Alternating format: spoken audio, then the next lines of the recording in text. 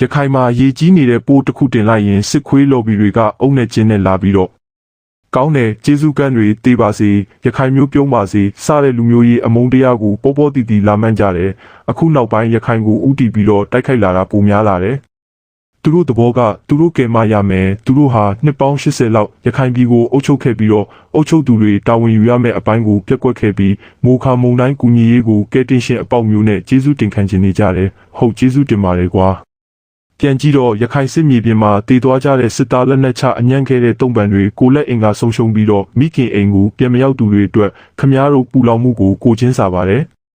ခမားတို့တည်ထားရမှာကဘာမှာလူမဆန်ဆုံးအစိုးရအယုတ်မာဆုံးစစ်တပ်လူအခွင့်အရေးကိုမတိတဲ့စစ်တပ်လူကိုလူလိုတံမိုးထားမအုပ်ချုပ်တတ်တဲ့ဒီစစ်တပ်ဟာကောင်းပါတယ်လို့ယုံကြည်လိုက်ခံနေကြတဲ့ကခမားတို့ကိုယ်တိုင်လူဆန်မမိသေးတဲ့လူတွေဖြစ်တယ်